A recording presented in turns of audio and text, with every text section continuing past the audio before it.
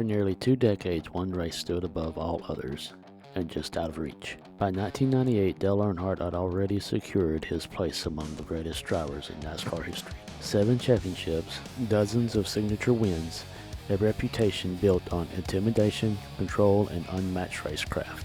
Yet the sport's most important race, the Daytona 500, remained unfinished business. 19 starts, countless heartbreaks. There were blown tires while leading, engine failures late, accidents caused by others. In 1990, Earnhardt dominated only to lose the race with 1 lap remaining. Year after year, February ended the same way, with the same question. Would Dale Earnhardt ever win the Daytona 500? In 1998, something felt different. From the start of Speed Weeks, Earnhardt and the Richard Childress Racing No. 3 Chevrolet showed strength. He won his qualifying race, raced confidently in traffic, and most importantly, avoided the chaos that Daytona so often delivered. But experience had taught everyone, including Earnhardt, that speed alone meant nothing at Daytona. When the green flag dropped, the race unfolded with a familiar rhythm. Tight packs, constant drafting, drivers jockeying for position while trying to stay out of trouble. Earnhardt raced with restraint. He didn't force the issue early. Instead, he positioned himself where he could see everything developing, conserving equipment, studying lines, and letting the race mature. Lap after lap, the field thinned. Incidents removed contenders. Strategy began to matter more than raw aggression. On lap 139, Earnhardt made his move. He surged through the lead and for the first time all afternoon took command of the race, not just the position. From that point forward, the Daytona 500 bent to his wheel. For the next 61 laps, Earnhardt controlled the draft with surgical precision. He blocked runs before they formed. He chose when to let lines build momentum and when to break them. Not one could mount a sustained challenge. Behind him, Bobby Labonte and Jeremy Mayfield followed. Close enough to threaten, but never close enough to strike. With 10 laps to go, Earnhardt was already firmly in control. The question was no longer if he could get to the front, it was whether Daytona would finally allow him to stay there. Then, with 2 laps remaining, a crash broke out deep in the field. The caution flag waved.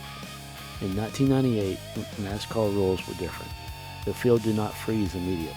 The leaders raced back to the start-finish line under yellow. Earnhardt stayed on the throttle. Labonte and Mayfield tried to close the gap, but Earnhardt's advantage was secure. He crossed the line first, officially taking the white flag under caution. The final lap would be run under yellow. As the pace car picked up the field, Dale Earnhardt guided the number 3 around the final circuit of Daytona International Speedway. No drafting, no defense, no danger. Just 1 lap between him and history. He crossed the finish line under caution. After 20 attempts, Dale Earnhardt had finally won the Daytona 500. As Dale Earnhardt exited turn 4 and brought the number 3 Chevrolet down pit road, the moment became something NASCAR had never seen before. Crew members from every team lined pit road, shoulder to shoulder. Some crews reached out as Earnhardt rolled past at pace speed, offering handshakes and pats on the roof as a sign of respect. For once, there were no rivals, only acknowledgement. He steered the number 3 off of pit road and into the infield grass, and that's when the release came. Earnhardt mashed the throttle and spun donuts into the infield grass. After years of restraint, frustration, and heartbreak, the emotion finally poured out, not with words, but with horsepower. It was joy, it was relief, it was victory earned the hard way. Only after that did Earnhardt head to victory lane, smiling, overwhelmed, and finally complete. Earnhardt embraced Richard Childress, his crew, and his family. The weight of 2 decades lifted in an instant. The one race that had always escaped him was finally his. The 1998 Daytona 500 didn't make Dale Earnhardt a legend. It completed one. Dale Earnhardt has won 11 of these qualifying races, but still seeks his first victory in Sunday's Daytona 500. Dick Bergeron's with him in victory lane. Well, for the 30th time in his career, Dale Earnhardt drives into victory lane at Daytona, but it's been a while since you've driven into a victory lane. Does it feel pretty good today? Well, this is where it ended last year, so we can start up here again this year. So it's a good race car, I tell you. It feels good. I got to thank Jim Goodrich and all Richard Childress' team. That whole race team worked awful hard. They didn't give up on us when we was having trouble last year, and they just rebounded. I think we got a great race team for this year. All other sponsors that come on board and helped us out, we appreciate it. Food City, Snap-on, all those guys. it's just a good job for us. Coca-Cola's come on with us this year, so we got a lot of things going for this Chevrolet and AC Delco and Bass Pro Shops. Everybody's worked hard for us. Here we are in Victory Lane. And your fans never gave up on you either. What can you tell them about what to expect from Dale Earnhardt in the Daytona 500? Same thing. This is a good race car, and this is the car we're going to race there. We got an even better engine for the Daytona 500, so we're looking forward to Sunday's race. Going to win it? Going to win it. Well, a bold statement for the 7-time NASCAR champ. We'll be right back to Daytona. And there's trouble coming off of turn 2. Some cars get strangled. It might be this. Whoever gets back to the start-finish line, they'll get the white and the yellow together. Lake Speed and John Andretti tangle as the leaders head for turn number 3. Andretti and Spencer got together. This could be the Daytona 500. Bobby Labonte goes to the outside. Labonte up high. Earnhardt uses the lap car of Rick Bass as a pick. 20 years of trying, 20 years of frustration. Dale Earnhardt will come to the caution flag to win the Daytona 500. Finally. As did Bobby Labonte. Checkered flag. Dale Earnhardt finally is a champion of the Daytona 500. Larry McReynolds, for the second time in this great race, will go to victory lane, once with the late Davey Allison and today with Earnhardt.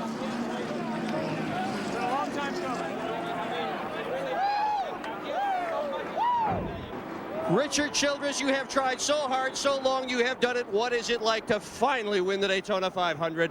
Unbelievable, unbelievable. You know, this team this year, we took all winter, and I can't say enough about Dale Earnhardt. Jim Goodwrench has stood behind it, and most of all, our race fans. Unbelievable. And there are people in this victory area that are in tears. Tell you what, I feel about the same way. Look out on pit road. Every man on every crew has come out to the edge of pit lane to congratulate the man who has dominated everything there is to win in this sport, except this race, until today. That's great. There was Todd Parrott, Dale Jarrett's crew chief, other members, other team members of other. Andy Petrie was there. And this will be the longest receiving line in the history of celebrations. Wow. Yep, I've never seen that, Mike. Not that many. You know, normally we'll see 2 or 3 or 4 teams come out there, but this is something. Yeah, I was going to say the same thing. I had about 10 teams come out when I won this one, but look at this. Everybody knows what it means to the man that's done everything to finally get the Daytona 500. There's Derek Cope, or rather Ernie Irvin's crew. There's NASCAR officials out there. There's Robert Presley's crew, Ricky Craven's team. NASCAR officials. He's shaking everybody's hand, too, if you notice. 59 races since he's been to victory lane. 19 Daytona 500s. Twice he led at the white flag and failed to take the checker in first place. But today belongs to the man who grew up at the corner of Coach and Sedan Street in Kannapolis, North Carolina, a mill town north of Charlotte, where he worked underneath that house in a garage on his own race cars and those of his father to become one of NASCAR's 2 greatest champions. He and Richard Petty, the only 2 drivers with 7 Winston Cups on their trophy shelf. Mike, he's a long ways from victory circle yet, and the crowd's building. And Earnhardt, along with Bobby Labonte, Jeremy Mayfield, Rusty Wallace, and again Ken Schrader, will have a shot at that R.J. Reynolds $1 million bonus when they post it next time later this season. Last year at Darlington, South Carolina, some question Earnhardt's ability to go 500 miles when he blanked out on the first lap at Darlington, South Carolina, and had to climb from the car and go to the care center. Watch this circle. He's going to step out. There goes the grass. Yeah. Goodbye. A smoke show. The fellow who drives his Craftsman truck, Ron Hornaday, likes to do when he celebrates a victory. And now look at that throng. Can he get to victory lane from here? He's going to have a lot of help from a lot of security people to get there, it looks like. I Don't want to worry. hear what he has to say. Don't worry. He's won at this racetrack 30 times. He, better than anyone, knows the way to victory lane.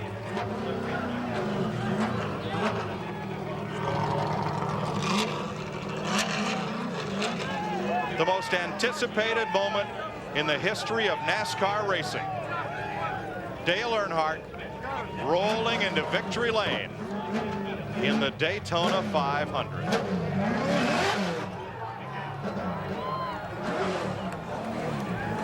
Awaiting Dale Earnhardt is the man who brought the Daytona 500 to CBS, Ken Squire.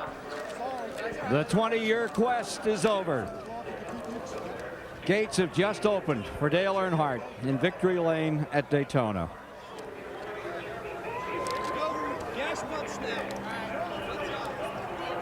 Here's his wife, Teresa, coming to speak to him. One for Dale Earnhardt, perhaps one for Neil Bonnet as well.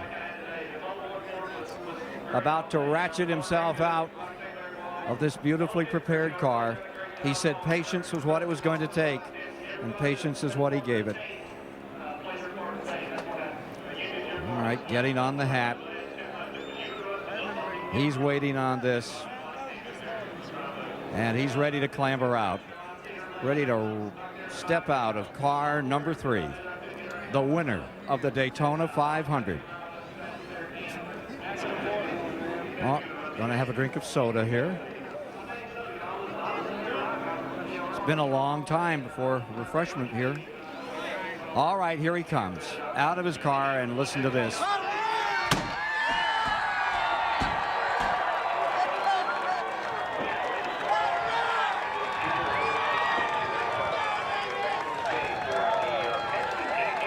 Two decades he's waited for this moment, and it's here, and everybody gets a bath.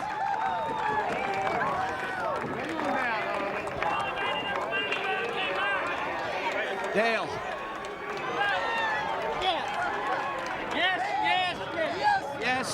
Yes. What a show. Yes. Here with Larry McReynolds and a big hug. And Richard Childress. Dale, how about that ride? How about it? Man, can you believe it? For one, got an awesome race car, but for two, thank good Lord for a good day. This race car did everything. The good Lord looked after it all day long. Good wrench. This is for all them race fans and all them people have been saying, Dale, this is your year. Dale, this is your year. And boy, a lot of them said it this year. All the way from Mr. France all the way down to Todd Parrott and all the guys on the team. The Daytona 500 is ours. We've won it, we've won it, we've won it. And everybody took a shot at you at the end. I don't care who was taking shots at me. I was driving the mirror more than was the front, but you know, I tell you, these great sponsors, these great people that's worked with us and give us everything we need to win with. This is a good race car. The Spinny Clinton. Hey, David, congratulations on your baby. And Larry McReynolds, Spinny Clinton, Richard Childress, we got one heck of a race team. We're going to win a championship this year. One for Dale and one for Teresa, one for Neil Bonnet, 2 today. Well, one for a lot of people. T. Wayne Robinson and, you know, old Neil Bonnet, my dad, everybody that's been in racing has been my friend that taught me so much, that touched my life. There's so many of them, I can't thank them all. My mom, thank you, Mom. I know she's back home. Dale Jr., hope you're not too sore. Kerry and Kelly, I love y'all. You've touched a lot of people here today, and we'll be back for the trophy presentation in a moment after these messages. You the man. You a bad man. You next, buddy. Well, we're back here in Victory Lane. John Graham, president of the Daytona International Speedway, after perhaps the greatest 500 of them all, is about to make the presentation to Dale Earnhardt, symbol of victory in the great American race. John? Ken? Dale, we get you up here for a second. Dale, congratulations. Here is a replica of the Harley J. Earl Trophy, symbolic of the champion of the Daytona 500, and we'll inscribe your name on the permanent Harley J. Earl Trophy on display along with your winning car in Daytona, USA year-round. Congratulations. A great day for racing. Somebody may get hurt here. Great day for racing. I tell you, it's a great day, and I was wondering if I'd ever get my name on that trophy when y'all built that thing, and it's going to be great to have this in my trophy case, but it's for Richard Childress and all the guys. Everybody worked so hard for this. There's too many people in my life I had to think I couldn't think of them all right now. Dale, you lose that car for a whole year. It's going to be at Daytona, USA. They'll roll it in tonight. That's why I took it out in the grass and spun it around a little bit. I knew I wasn't going to race there again. I just thought I'd throw a little grass up. Very well planned. Those pit stops were just immaculate today. Well, they were. The guys did a great job, and Dale didn't choke it on the pit road, so everything worked great. And I can't say enough for this team. I tell you, we've had so many people that really worked so hard for GM Goodwrench Service. They have been, supportive all the way through. Here we are in victory lane again. I knew we could do it. And you did it, and you did it in style.